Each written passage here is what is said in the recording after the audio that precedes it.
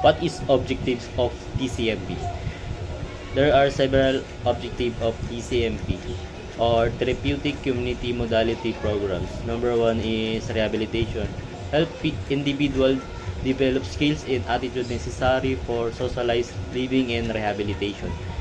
Number two is behavior change. Focus on learning and relearning behavior skills, attitudes, and value to promote positive change. Number three is reintegrate. Prepare individual for reintegration,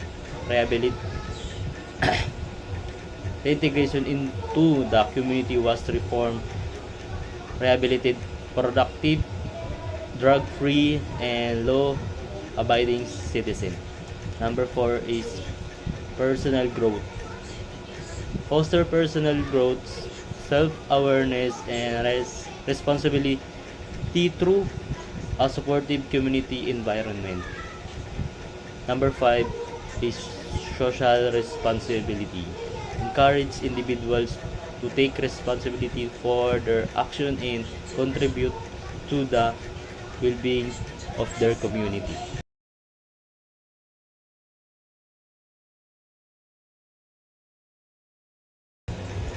What is TC philosophy?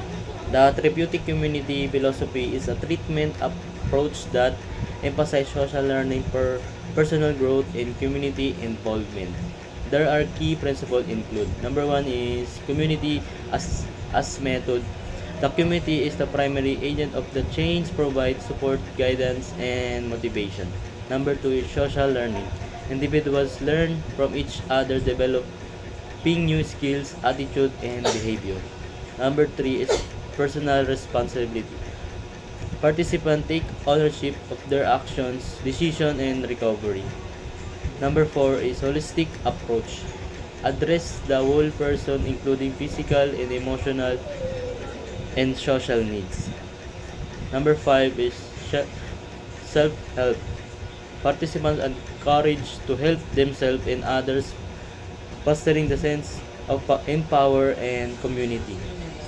Number seven is mutual support. Members support and motivate each other, promoting a sense of belongings and connection.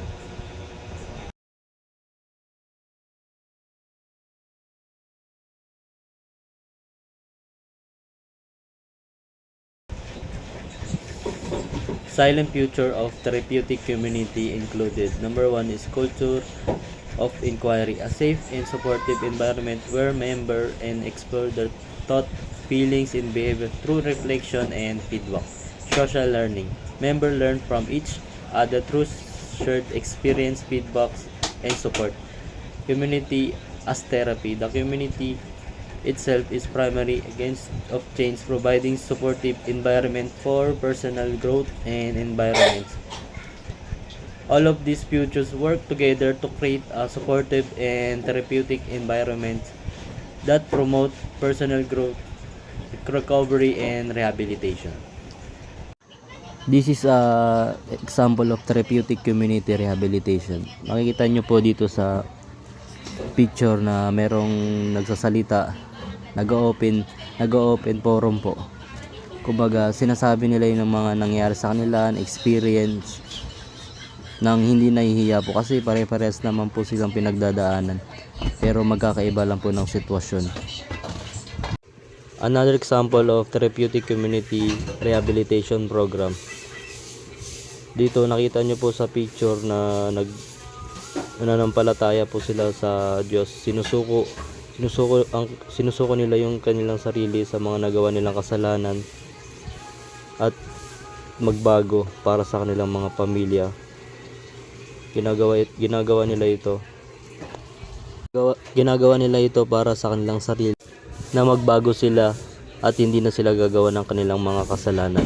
Dahil sa therapeutic community programs, maraming mga nagbagong tao, kinalimutan ng kanilang mga masasamang gawain, at lalong-lalo na sa lahat, sinuko nila ang kanilang sarili at mga problema sa Diyos.